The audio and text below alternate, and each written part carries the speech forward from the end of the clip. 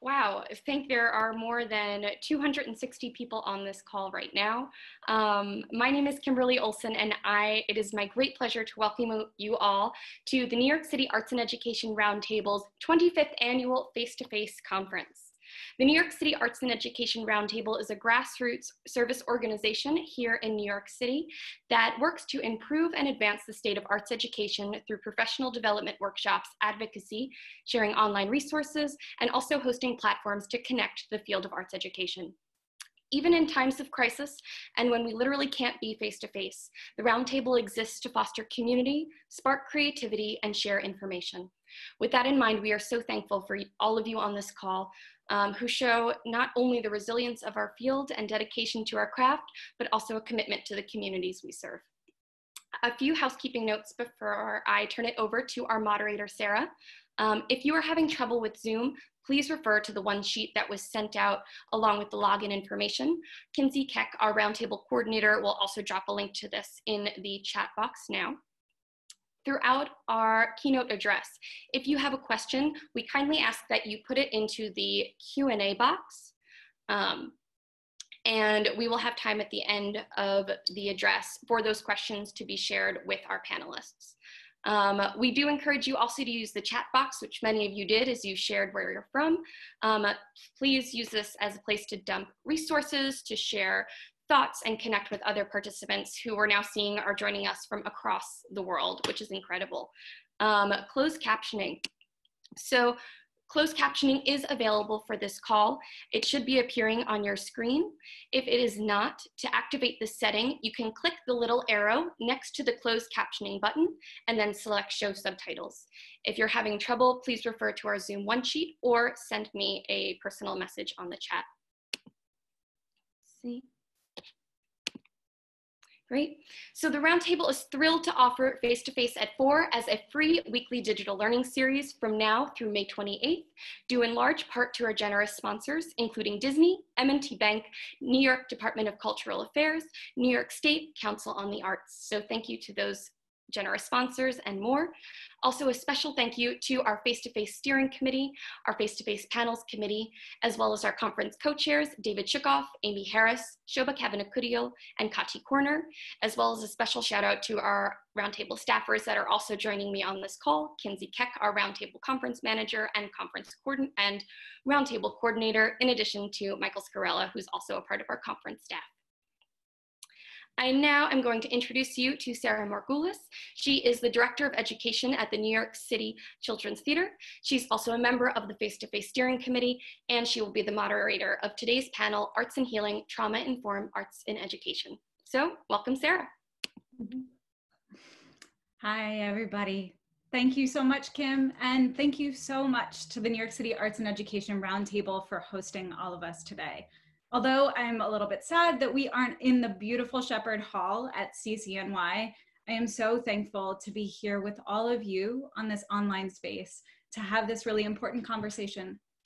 So when the Face-to-Face Steering Committee chose this topic for the keynote months ago, we were discussing the growing awareness around the importance of a trauma-informed perspective in education. And now we, all of us on this call, are going through a collective trauma, our collective isolation, and our collective struggle. So whether you're zooming in from New York City or somewhere else all across the world, we are all feeling the effects of this traumatic experience together. So with this now in mind, the committee redesigned our conversation to be through the lens of COVID-19.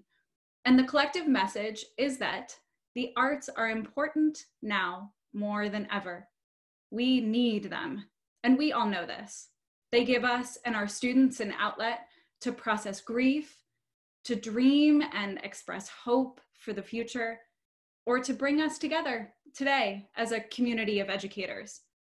So today, you are going to meet three incredible people who are all contributing towards collective healing through the arts. These exceptional panelists have activated change in their careers in the front lines of an emergency hospital room, at a school in peaceful protest, and through the music notes of a violin in a concert hall. We will hear from them about the science behind trauma and the frightening reality of how COVID-19 is reshaping our society. And then they will share about how they are embracing the healing power of the arts in their own practices. So first, our three panelists will give individual presentations about their work before engaging in conversation with each other. And then we will then open up the floor for questions from all of you, and we hope that you send them in. So when the panelists are speaking, please go down to the little Q&A button at the bottom and write in your question. Kim will be collecting all of them, and then we will address some of them at the end. So now I will invite the speakers to turn on their video while I'm introducing them. So first, we will hear from Dr. Olajide Williams. Dr. Williams is the Chief of Staff, Chief Medical Officer of Neurology at Columbia University, Irving Medical Center, New York Presbyterian Hospital, where he is currently, you'll see today, leading one of the neurology department's COVID-19 clinical teams. So first of all, a huge, huge thank you to Dr. Williams up front, who is taking an hour out of his rounds at the hospital to speak with us today. And a heads up, although our panel will last today until 5:15, Dr. Williams will be heading out at 5 to get back on the floor. So thank you so much, Dr. Williams, for joining us today. Thank you so much for having me. So I just want to begin by saying that it's a real honor and a privilege to be part of this incredible panel, Arts and Healing panel, at a time when there is an incredible need for arts and healing. You know, being the physician on the front line, I should probably begin by talking a little bit about COVID-19. So COVID-19 stands for Coronavirus Disease 2019. We think the virus originated in bats, in whom a certain protein called spike proteins mutated to bind molecules that are similar in structure to a human protein called ACE2. Now, it is a new virus, and like all new viruses, there is no pre-existing human immunity, which is the reason why the virus spreads so quickly and efficiently from person to person. You know, COVID is a devastating disease, more infectious and more deadly than most viruses that we are familiar with. It can spread via surfaces, it can spread in the air, and it can cause symptoms within 5 to 7 days of exposure. Or it might not cause symptoms at all. And indeed, about 18 to 30% of patients with COVID-19 have no symptoms at all. They're what we call silent carriers. And this is what makes the disease so deadly, because, you know, these covert infections are responsible for up to 6 in 10 cases of those with infectious or those with overt symptoms. And so what are these symptoms? The most common of these symptoms are fever and chills. It also causes a profound fatigue. It can cause a dry cough.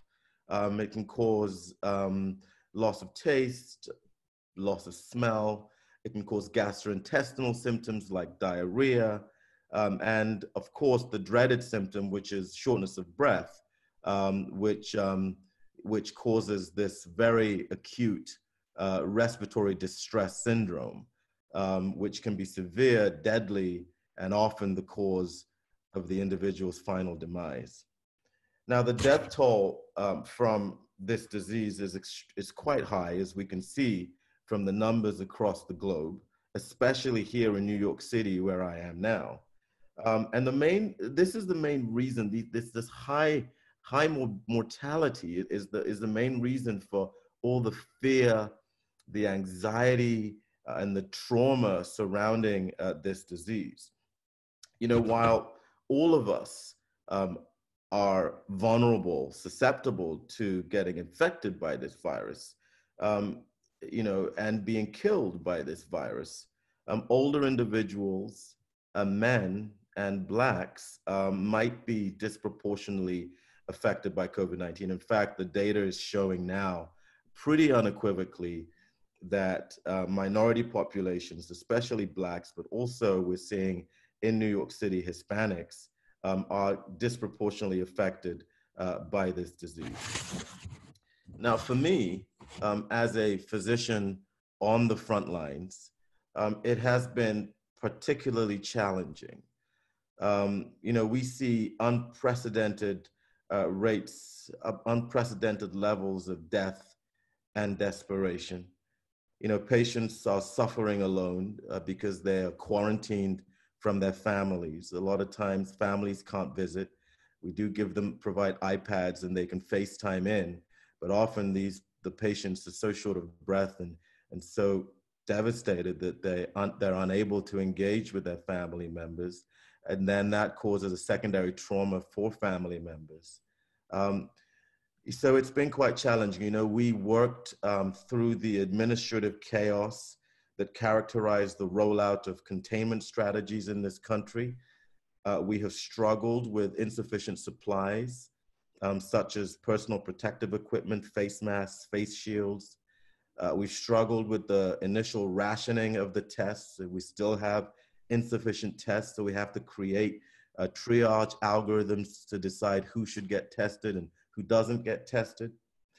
I personally was impaired for 2 weeks with COVID-like symptoms, and now I find myself back on the heart-rending front lines.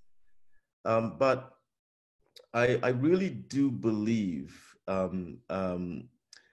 that we are soldiers, and a soldier's finest hour is courage under fire. And I hope that one day soon, all of us physicians, all of us healthcare providers will look back on this moment in our history and perhaps declare that this was our finest hour. But like soldiers, many of us will return to life with emotional trauma and symptoms perhaps of even PTSD. In fact, I think that there will be a post-pandemic epidemic of trauma in this country, and that the healing arts and trauma-informed practitioners will be the next on the front lines. And I believe their work will have generational impact. I say this because trauma affects the brain in very powerful ways. It can cause atrophy, shrinkage, or what we call atrophy of critical brain regions, particularly the prefrontal cortex of the frontal lobe. Also, the amygdala and the hippocampus in the temporal lobe regions.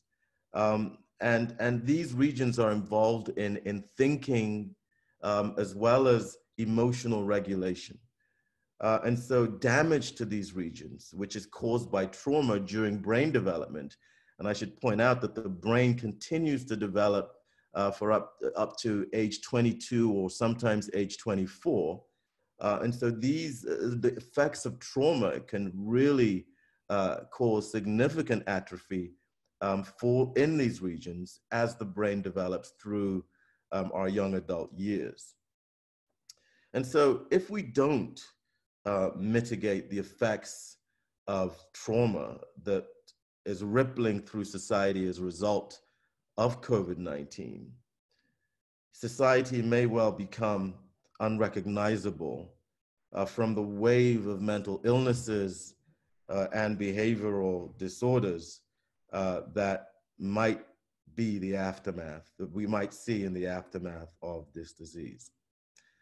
But we must continue to fight on, and I truly believe that arts and healing will play a very significant role going forward.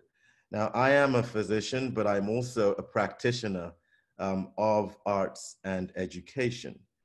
I just want to announce that just yesterday, I have an organization called Hip Hop Public Health that I founded with Dougie Fresh. And just yesterday, we launched a music video on COVID-19, highlighting social distancing, hand washing, highlighting important symptoms, and really it's a motivational, educational video that really harnesses the power of hip hop. We have many guest people and artists, up to 40 celebrities in the video, ranging from Jamie Foxx all the way to Jordan Sparks. And I encourage all of you to check out the video, the music video. It's called 20 Seconds or More, and you can watch it on our Hip Hop Public Health YouTube channel.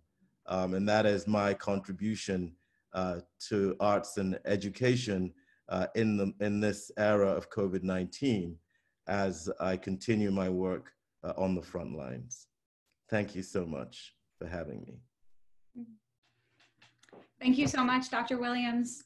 We will all have to check out that awesome music video. Thank you for letting us know.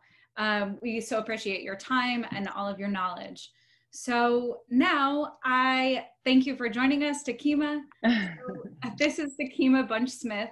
She has served children, families, and educators in New York City for over 2 decades in a variety of roles.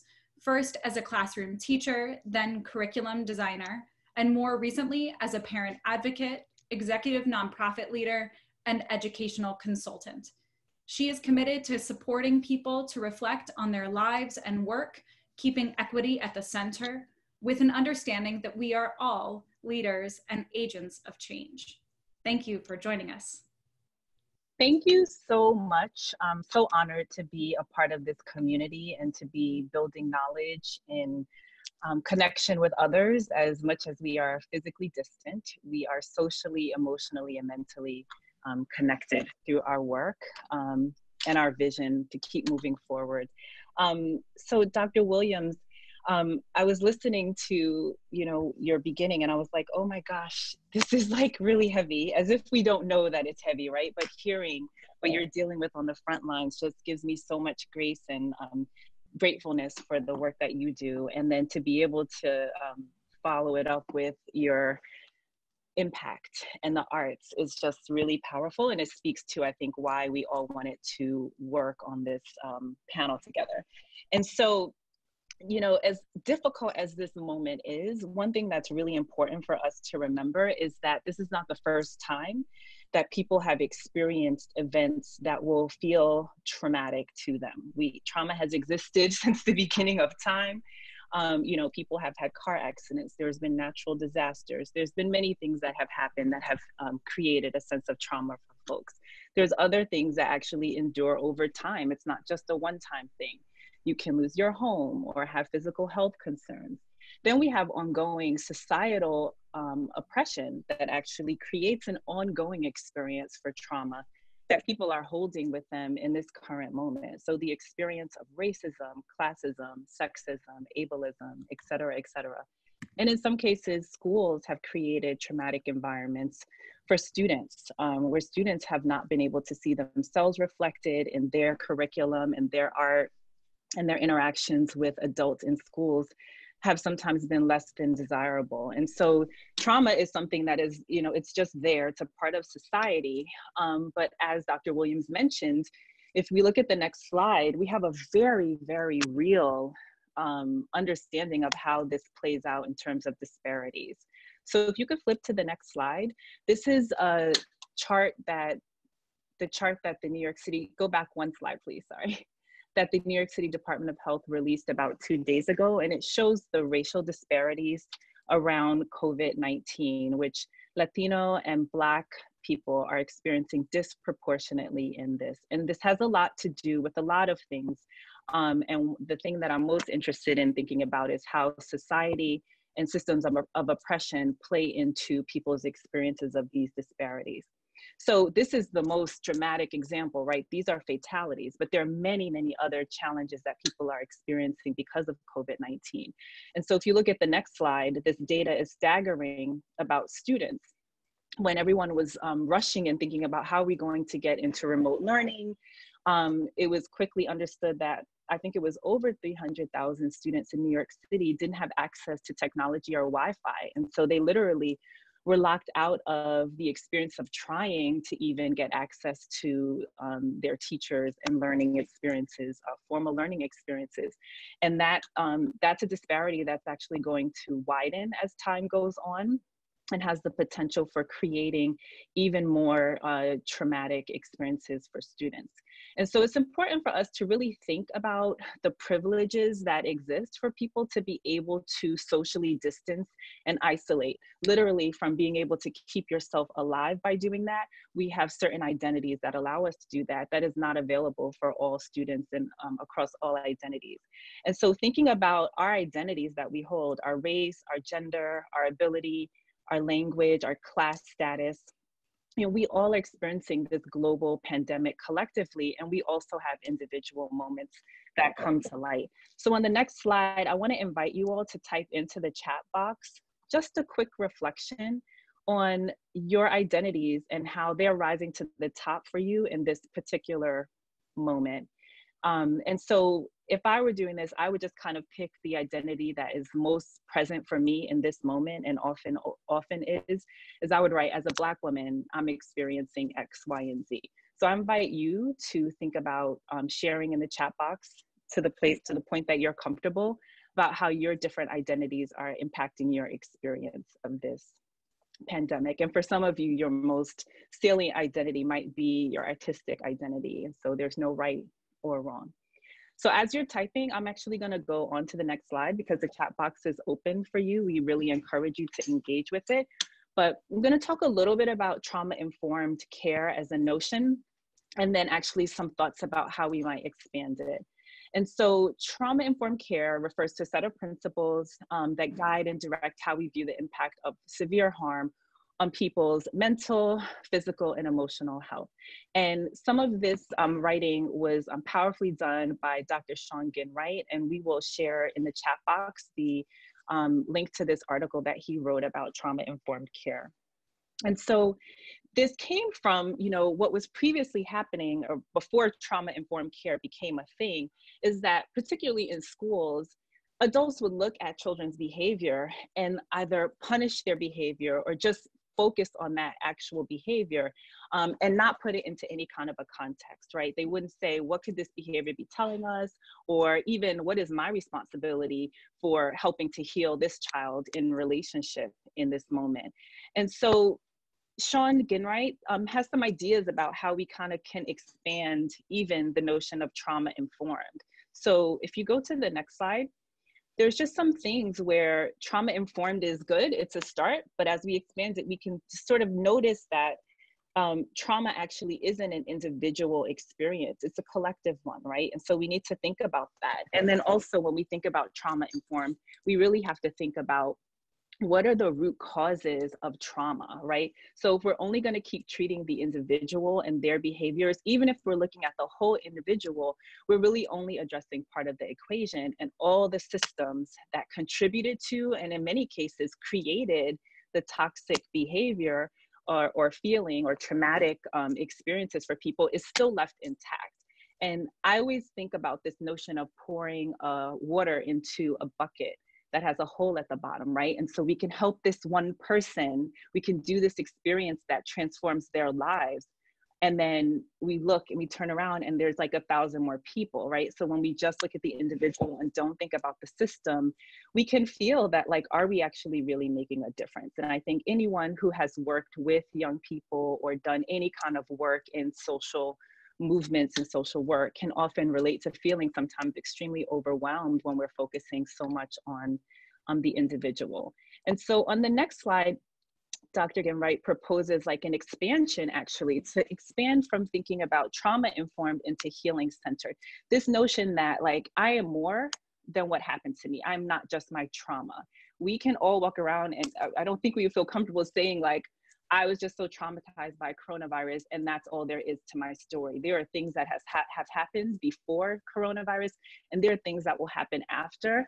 And to be quite frank, when we look at reality in our day-to-day lives, I think everyone can find things that actually worked for us or were positive, or that we want to hold on to. And that goes for everyone, not just people with resources. And so thinking about expanding to just this idea of this thing happened to you, to focusing on what is actually right with you, what is working, what is the total feel and sense of an experience, can help us go deeper.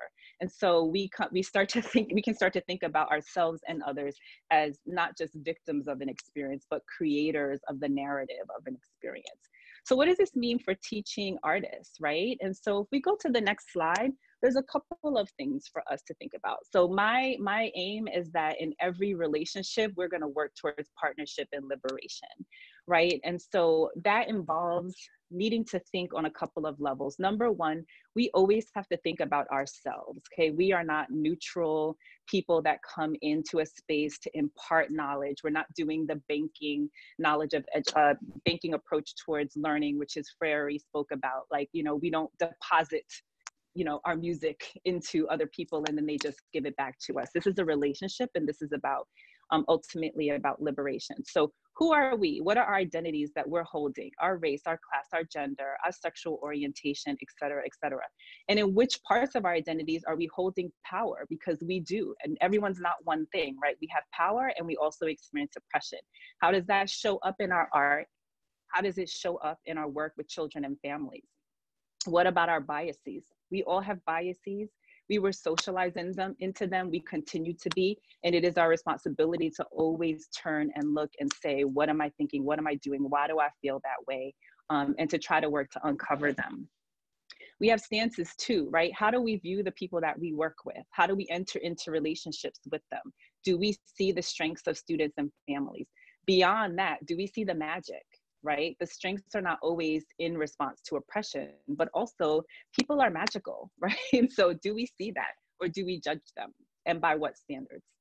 And then the work, right, is really about first and foremost developing relationships with people. We know that art is healing, and it's one of the major resources that people can hold on to when they are experiencing trauma, when they're moving through trauma, when they're reflecting back on it. People will very often remember the art. And so how do we use that and understand that art is not neutral, right? We have a responsibility as artists and as engaging around art with communities to always be thoughtful and reflective. So on a personal level, I have a very quick story that I want to share. So I wasn't planning on creating anything out of this moment. I was literally trying to figure out how to survive when I realized that everything was about to change. And so as we all kind of hunkered down at home, and my teenager was here at school and I have work, I said, what's going on? Like, how am I supposed to work full time and be a parent and figure out supporting my kid through school and grieve all the lot? Like, it was a lot, right? So I'm watching social media and I'm like, well, I guess everyone else has it figured out because they're just making these schedules and they're just gonna do it all. And I was like, I alternated from crying and to literally hugging trees. On my Instagram are pictures of me going to hug trees for like a week because I needed like nature to kind of ground myself. But one thing I realized is that we were not actually putting our humanity first. What people were doing when we first got thrust into this situation is we were trying to figure out how to replicate systems that actually in many ways oppressed us before we got home in our own homes. And we were just doing it, you know, out of shock, out of habit, out of not taking the time to say, we can actually create something different here. And I knew that wasn't going to work for me. So I created something called Humanity First, which you can look on to the next slide, which is basically just a Zoom chat on Friday mornings. I have a beautiful co-facilitator, Nikolai, who I believe is on this call with us. She said she was going to come on. And so we just started saying, like, she's been homeschooling forever. Like, you know, like I've been, you know, sort of thinking in radical ways about education and connection for a long time. And so let's just create this space for people to just reject the things that are oppressing us us instead of trying to reinforce them and then feeling really traumatized that it's just not working. And so we have a hashtag called Humanity First Moments, which quite frankly, I haven't had the time to really do much on, but it's there. And hopefully after today, it will continue. I just want to share very short Humanity First moment that I literally experience these every single day, being pulled in a million directions. Often it's challenging to connect with my teenager. And also I'm viewing him through this lens of trauma that I'm trying to work through being more expansive about. And so a couple nights ago, I heard him drumming in his bedroom. He's a drummer. He plays in a kids rock band called Rock Rage through Brooklyn Music School.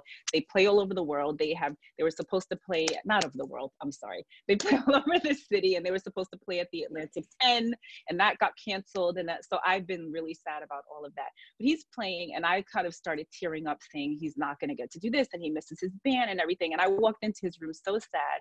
And I looked at my kid, and he was smiling and sweating and drumming and jamming. And I went in there and started doing the same thing with him. And I was like, okay, first of all, he is not his trauma. What am I doing? And second of all, this art is going to save us. I have a very short video, only like 20 seconds. And I just wanted you to hear, you know, he was doing it. And then I jumped in, and my singing is terrible, but I know you don't have to be a good singer to be an artist. So I'll just let it play for 20 seconds and then I'll be done.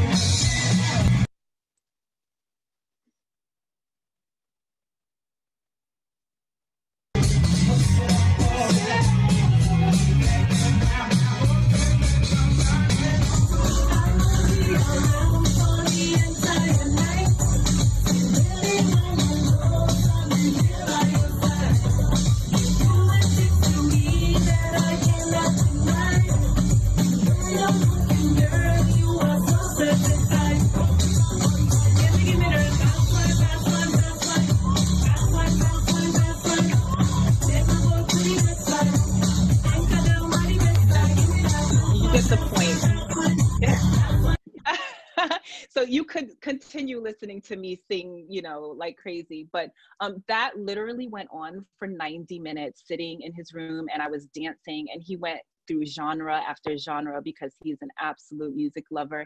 And I just had to just remind myself, like, this is going to be okay. The children are going to be okay. First of all, Generation Z is rocking it, and we have to just continue to put our humanity first. So the last slide is just an invitation to you to think about what your humanity first moments are.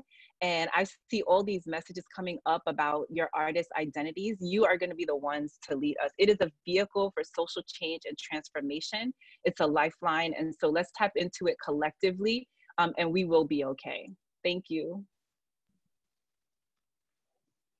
Oh, thank you so much, Takiema. It was so joyful to see your son play and share that moment with both of you. So thank you so much. And I'm really looking forward to joining you for Humanity First. How awesome is that? Great. So the idea of getting joy and love from our students is an awesome segue for our third and final panelist, Maz Swift. So Maz Swift is a violinist, composer, conductor, singer, band leader, and educator. She has performed and taught workshops all over the world, is a performing member and teaching artist with the acclaimed Silk Road Ensemble. She is also a Carnegie Hall teaching artist, where she writes and records lullabies with incarcerated mothers and mothers-to-be at Rikers Island, and coaches the inmates at Sing Sing Penitentiary in composition and string studies. Thanks for joining us, Maz. Sometimes I feel like a motherless child. Sometimes I feel like a motherless child. A long way from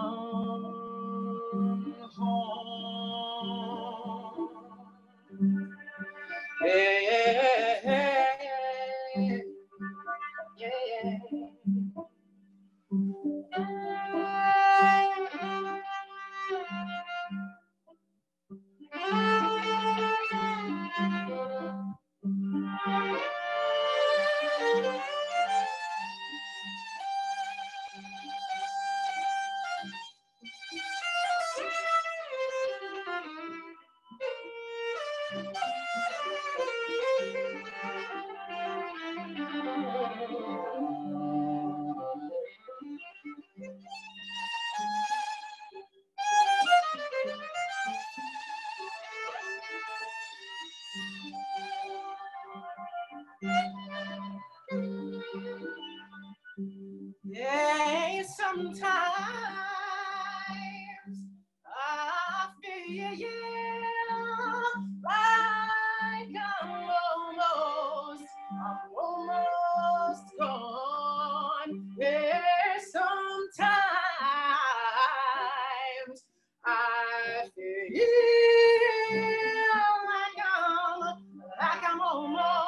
like I'm almost gone. And I'm such a long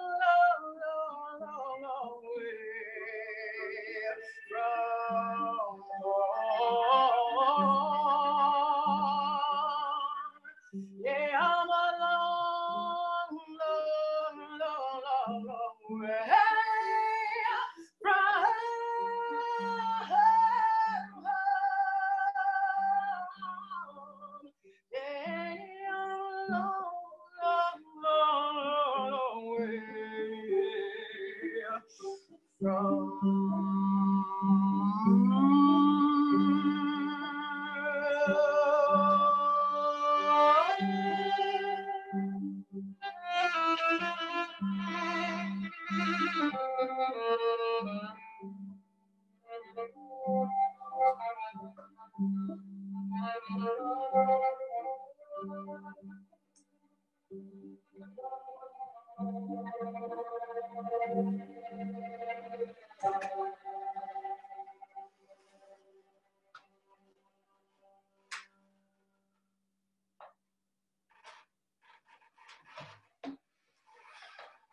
I am very lucky. I have a sister, Dr. Allison Swift, who is an early childhood specialist and researcher on the effects of race-based stress on child socialization.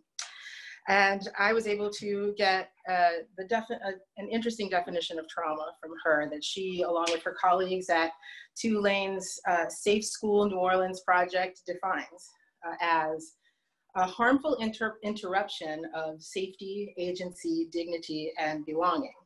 I'm going to say that again. That trauma is a harmful interruption of safety, agency, dignity, and belonging.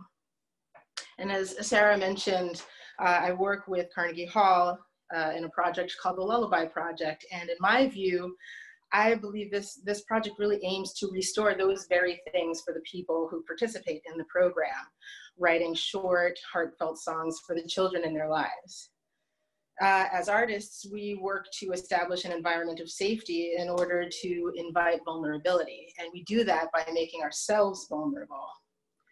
As an artist whose work is centered around the very vulnerable practice of improvisation, I've come to understand that vulnerability actually fosters creativity in the most meaningful and impactful ways. There's also the dignity of creating a thing that one can share with their children or niece or nephew, godchild. And also that the lullaby itself can become a family heirloom and be passed down generation to generation if the person so chooses. On the front of belonging, I like to think of my favorite Buddhist practitioner and teacher, Tara Brach, who is also a psychologist. And she says, everything belongs. The sadness, the fear, the excitement, the hopes, dreams, etc., regret, lostness, all of it belongs. And for me, it goes back to that establishing of a safe environment, because I try to let the participants know that this space and this time is for them and that everything belongs. There's no thought or emotion that is off the table. And finally, I want to talk about agency, because through my own fog of fears and insecurities, I realized that as a survivor of my own traumas, I'm in a unique position to partner with these participants. I'll never forget the first time I walked into the Rose M. Singer Center at Rikers Island. I was really struck by how much it reminded me of the public school I went to for grades 3 through 6, and where I was bullied daily. The walls were the same, the paint, the floors, the doorknobs, the windows with the metal cages on them, all the same. And so many of the women seemed to me like they could have actually been the very girls who were bullying me when we were children. But I eventually realized that that was an opportunity for me to heal and also to do something for someone else, to give someone else agency, to lead, of course, as the musical expert in the situation, but really I was there to support someone, to give them that, to follow them, really, to follow their lead. I let them choose their words. They write beautiful letters that often you could just sing it right off the page. They write these letters to their yet to be born children or their nieces, nephews. And then we craft them together. And then I just mess around and play things on the violin until we find something they like. Often off the bat, they don't like what I play, which is fine. You know, it turns out style is nothing to be taken for granted, but we always find something that we can agree on that we both really like a lot. And eventually a song comes out of it. So I do want to share a little bit more music with you. But before I do, I just want to say that I really appreciate what Dr. Williams was saying in his statement that we are experiencing this major traumatic moment together. And to that, you know, and also to Takiema about working toward partnership and liberation. I feel like that is very much something that I aim to do in much of my work. But I also want to say that we don't have to have shared the exact same trauma as the people we're working with in order to look for ways to ensure the safety, the agency, the dignity, and the belonging of all people everywhere.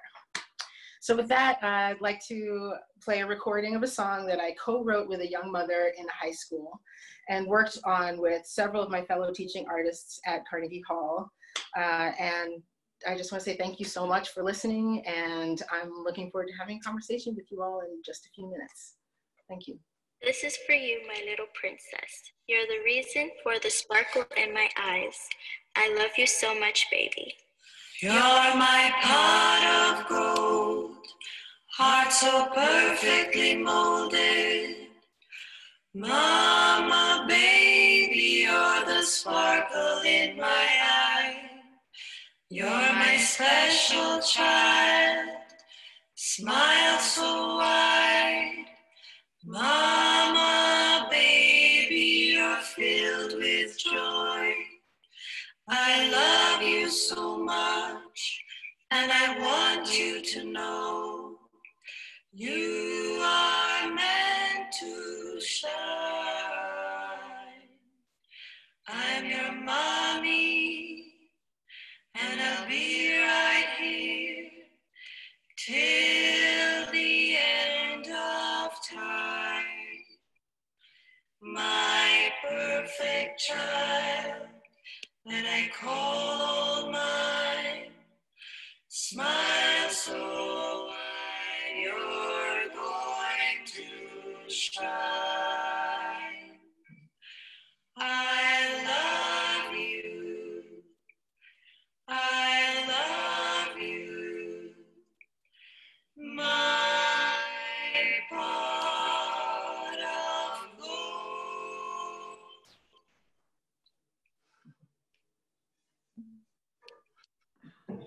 Thank you so much, Maz, for sharing your incredible gift of music and all of that knowledge with us. Thank you, thank you.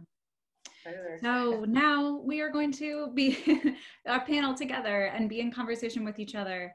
I'm going to first ask a couple of questions, and then we're going to, actually I'm looking at the time, we have about 10 minutes left with Dr. Williams. So I would love to take first a question that came in specifically for him, and then we will open it up to questions for all three of you. So Dr. Williams, we received this question from a participant who said, is there any way of knowing whether the higher symptomology shown by Black and Latino patients is due to biology, or is it more due to systemic issues of race inequality?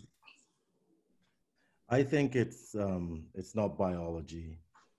I think it's due to the structural racism, structural inequities that we see in society. I'll just go a little further by explaining how I see some of these disparities. So one thing we know when we treat these patients is that those patients who have what we call comorbidities are often the ones that do worse. They're often the ones that end up being moved to the ICU. They're often the ones that have severe respiratory distress and that we have to intubate and put on a ventilator. And what are these comorbidities? So these are asthma. And we know that asthma is far more common in inner cities, housing projects, for all the reasons that we're all aware of and the conditions that a lot of people live in. We know diabetes, uncontrolled diabetes is associated with worse disease. We know obesity is associated with worse disease. Patients with chronic obstructive lung disease like emphysema from smoking, for example, is associated with worse disease. High blood pressure is associated with worse disease. And where do all these conditions tend to predominate? And they predominate in low-income communities. This is where we see the most chronic disease. So they have comorbidities and they're thus more likely to have more severe disease. The second thing is they also get infected at higher rates. And why is that? Well, one is, people talk about social distancing, for example, but if you're living in the projects and you have a crowded apartment, a crowded one-bedroom apartment, how do you do social distancing? It becomes a luxury that people really can't afford. And the second thing is that what we're seeing is as physicians, when we first started seeing patients, a lot of patients came to the hospital. Our emergency rooms were completely overwhelmed. And what we did is that we looked at mild disease, we looked at moderate disease, and we looked at severe disease. Those with moderate and severe disease, we hospitalized. Those with mild disease, in other words, they didn't have any respiratory problems, they had mild disease, we discharged them. And sometimes we didn't even have sufficient testing available to test everyone that came in with mild flu-like illness. Usually we base testing on, were you exposed to someone? But at that time, you didn't know if you were exposed to someone because not everyone was being tested. So a lot of these patients were sent back home. Now imagine sending these patients back home in these circumstances, they're gonna spread the disease. The other thing is I talked about asymptomatic disease, silent carriers, and we see that more commonly in the youth.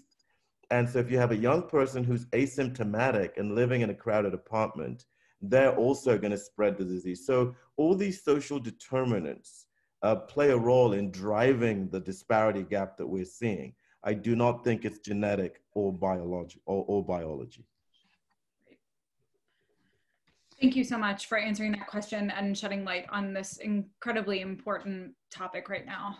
I would love to open it all up to a question for all three of you that connects to something that Dr. Williams started with, and that is the lasting effects of the trauma and the literal atrophy to brain development. So this has to do with wondering what we can anticipate in the coming months and years when the pandemic slows and we all as educators enter back into classrooms and communities where we work and live, and how we can hold space for the lasting effects of this trauma on the young people and the adults that we serve.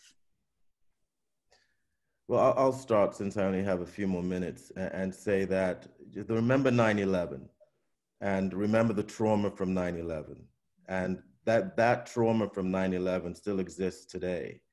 People, are still affected by 9/11 because we lost so many lives. And so, but I just want to say that the way we respond to the mental health aspect of this disease, the way we respond to the trauma is critically important. Mm-hmm. And I think that we really do need a real focus on the trauma that this is causing. And that's why I was so excited to participate in this panel, because, arts and, healing arts are a critical ingredient to really mitigating the effects of trauma from this disease. So I think what we do now has the ability to mitigate the effects that we're going to see tomorrow. Otherwise, I think that this will be long lasting, and it will have, very, very profound ramifications across society. But we are a resilient people, and we know that the brain is resilient. One of the beautiful things about the brain is what we call neuroplasticity. And neuroplasticity is kind of like the inbuilt resilience that the brain has. And when the brain is traumatized from trauma, we know that those areas, even those areas that have undergone atrophy, they can rebound. And they can rebound through what? Through nurturing. Nurturing is an incredibly powerful way to help the brain recover from the effects of trauma. And we've seen that scientifically. So I still have a lot of hope for society post-COVID, but that depends on what we do today. Absolutely. Thank you so much for sharing. I know that at New York City Children's Theater, we do a lot of work with students who are living in crisis. And we always say that the way to rebuild the synapses is through play. And that is so important when working with 4-year-olds and 5-year-olds and adults as well. On that note, I'm just going to say goodbye to my fellow panelists. I have to head back onto the front lines, and I'm so excited to have been part of this. Thank you, everyone. Thank you. I feel the support and the applause from everyone online. Yeah, definitely. Thank you. So Takiema and Maz, we'd love to hear your responses to that question as well. So I think there's a lot of directions we could go in. And so I wrote down 3 notes when you asked that question. And the first one was that the brain is flexible, but I got to let the neuroscientist do that, talk about that. So he covered that really well.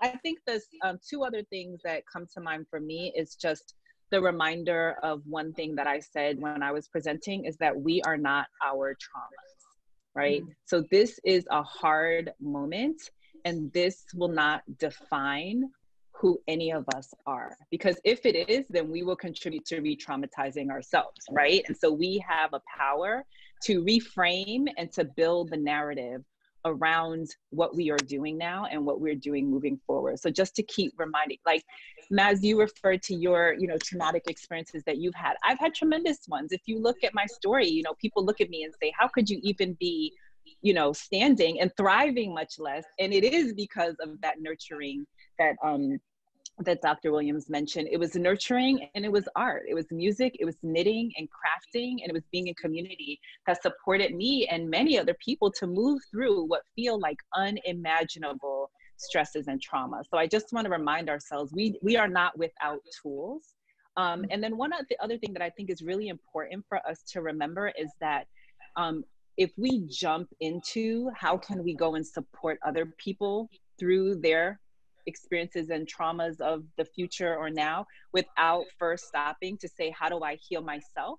How do I know where I am in this space? Then we're going to have additional problems and we won't be able to be the best, person to support others. And so it's really important to know that we're holding multiple loads of being the caregivers and the healers and the supporters and the people that we know, artists can give something to the world. But you also, as someone just wrote in the chat, have to put that oxygen mask on. And it's not a one-time thing. This is an ongoing shift in practice and how we show up in the world every single day before we are in a pile of tears in the corner, right? So those are just some things that I'm thinking about. Absolutely. Can I get you to just ask the question again so I can hear Of course, Maz. What can we anticipate in the coming months and years when we enter back into classrooms and communities where we work? How can we hold space for the lasting effects of the trauma? Right. Okay. So the thing that I thought about was really that first step, that coming back, that idea of, deciding to do a thing, like the chasm that exists between deciding to do a thing and then actually beginning to do it. And I've been thinking about that a lot just in the creative process of, making music, and especially working with someone that, like I mentioned, that I might actually be kind of afraid of. There's the idea of what our idea of, what a prison inmate might be. And we've had training, the safety training that they put you through when you go into prisons, basically tells you these are not people and don't treat them as that. So you already, they kind of load the fear on you before you even walk in the door. And then, of course, like I said, my own personal experiences and the strange familiarity of being in a place. all of that, like I walk in with all of that going on. So, so when you sit down with someone, I guess my thought is how, like, it really does feel like just a chasm of like just not knowing. And I think that this can help in that particular way, is just realizing that it literally is just taking a step, like anything. And that's what I've learned as an improvisational musician and person who actually, like I often say, religion, I'm not really religious, but if I were to choose one, it would be improvisation.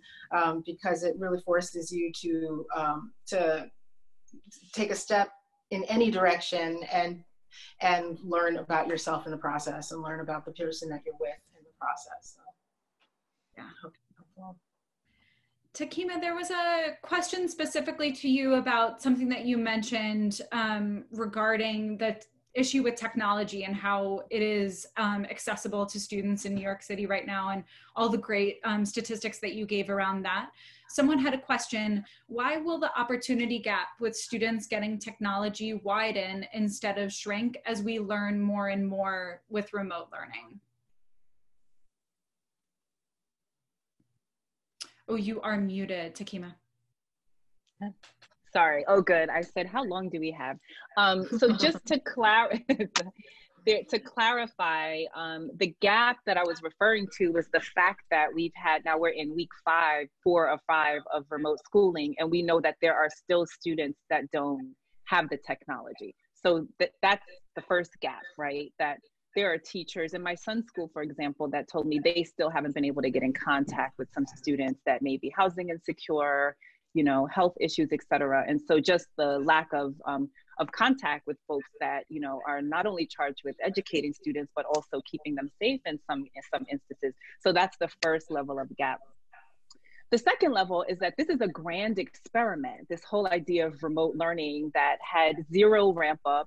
There was no runway. It was literally like, 1 week to the next, which in terms of what it takes to do this well is like no time, literally. It's like in the blink of an eye. And so getting technology in front of children and getting Wi-Fi access is literally just the first level. Now, how you engage with children through that platform is a whole nother set of trainings and PD and approaches that have to be thought about, because just like you can replicate inequality within a classroom setting or within a school-based setting, you can absolutely do that online, right? And so the simple example of the first set of resources that I saw getting pushed out by nonprofits and just individuals were, oh, you can do this reading activity, you can do this music activity, oh, this person's gonna go on Instagram Live at 3 o'clock.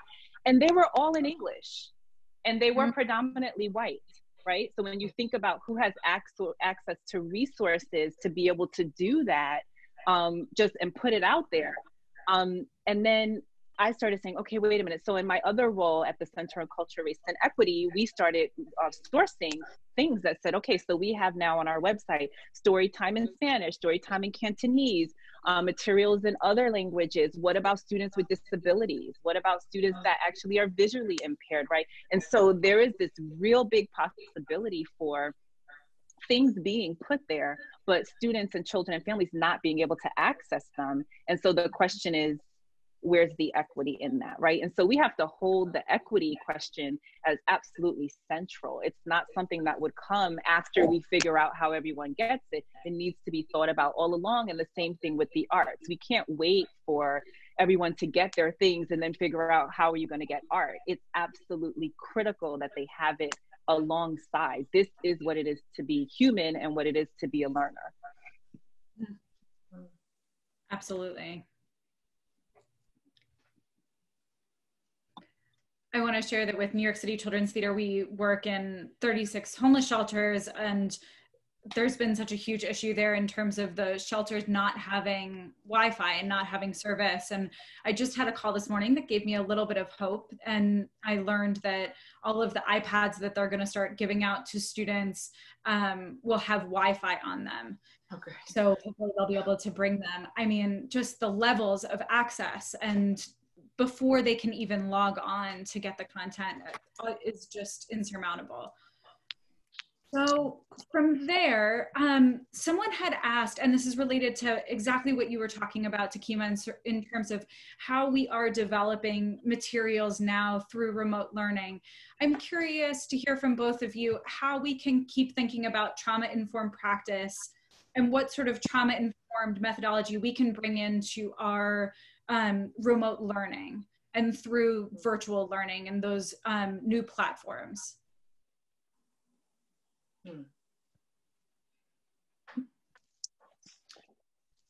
I just want to say something really quick. I don't have a ton to say in that department, but I did want to point out that something that in preparing for this today, my sister said to me, which was that it turns out that there are some students who are actually doing better right now because of the fact that they are at home and not having to deal with outside influences in any of the ways that can be distracting and difficult for some people who have trouble learning in those environments. So I think really just to keep in mind that it is like there is a full spectrum of experiences, and that would be in whatever ideas we're developing, whatever ways we're looking to educate and interact with people, to tap into what the particular experience is, and and also just to think about the joy of it. That's all I have to say. I've read the same thing and heard the same thing, Maz. It really resonates. And it just goes back to the idea that, like, if we are not our trauma, we also can't determine what feels traumatic to someone else, right? We can never make assumptions about that. And so I think that's really a key point. And when you think about your stance and how you engage with folks, is really, it has to be relationships first, right? It has to be whatever you think you're going to be teaching or, engaging with content-wise. If the relationship isn't solid, and if the person doesn't feel, the child or the student doesn't feel an emotional connection, I wish Dr. Williams was still here. I understand neuroscience to say that without a relationship and a feeling of safety, that students actually don't learn. The brain doesn't learn, right? So that's what I've read in Zaretta Hammond's work, Culturally Responsive Teaching in the Brain. It's been amazing for that. And so I would say, as we're coming in, the first thing out the door has to be, how are you? How is everything? And you can do that in a lot of different ways. How are you doing? A game, a this, a that. How are you feeling? What's something that you felt proud of? What's something that made you happy, right? That's how all of my staff meetings are going now. And sometimes we spend 5 minutes on it, and sometimes we spend 25 on it, and we get to the work after. And that's what we have to do, because we have to have humanity first. The work will get done, but we have to make sure that humans are okay. Yeah. I think that's thank you for saying all of it. It's such an important value to have now more than ever as we're connecting through this strange platform. So this was a conversation that you and I had through email, Takiema, that I thought was really important in terms of looking at advocacy from here on out. We here, all 278 of us on this call, understand the importance of the arts during this time. How can we charge ourselves with convincing others? So many, I feel like every day when I open up the news, it's that another arts organization has slashed major funding, has lost major funding, or many of us have lost our jobs and income. How do we activate ourselves? How can we be our best advocates right now for the power of arts education? That's a question for me, Sarah? For both of you, yeah. Oh, okay. Maz, do you want to start? I'm gonna let you have it.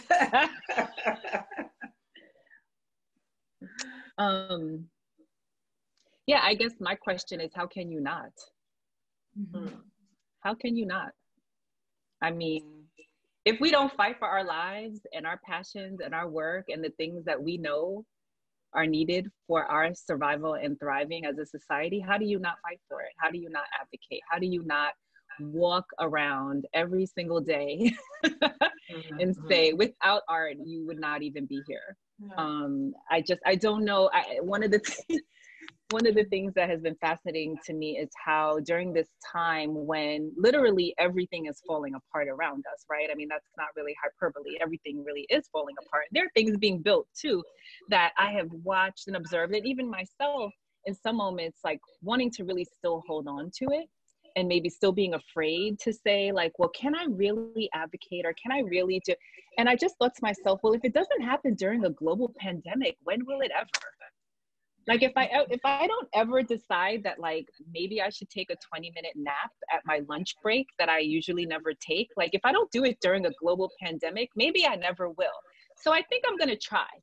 And it's like a muscle that we have to flex, right? Because we're just not used to it. We're not socialized, and we also don't exist within systems that are supporting us to do that. And so I think we all have to get comfortable with making other people uncomfortable, making those who direct money, our elected officials, you know, our organizations that we work with, serving on boards. We have to stand up and really be more vocal and organized, right? And I think there are people doing that work. And I think a lot of people seem to be typing websites into the chat box. So using this space as an organizing space, I think is an incredible way to begin, so people can find their particular way of entry. Not everybody's going to want to advocate in the same way, but if everyone is advocating, right, we're all, you know, a system is made up of people, right? So if everyone is doing some level of advocacy, we will see change overall in the system.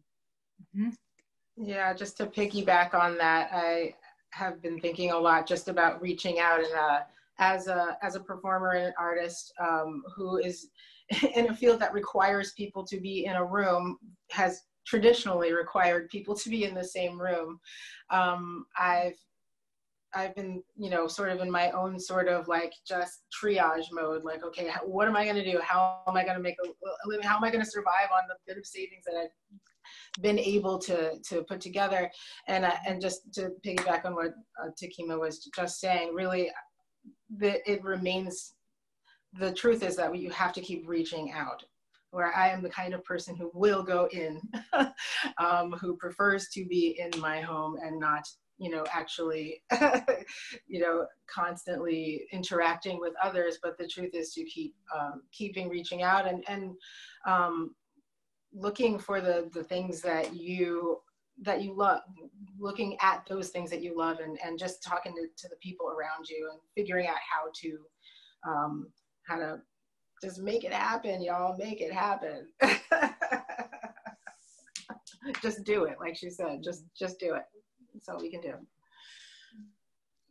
Well, Takiema and Maz, I want to thank you so much for joining us today. And we are sending great positive energy out to Dr. Williams, and thanks to Dr. Williams as well for being on here.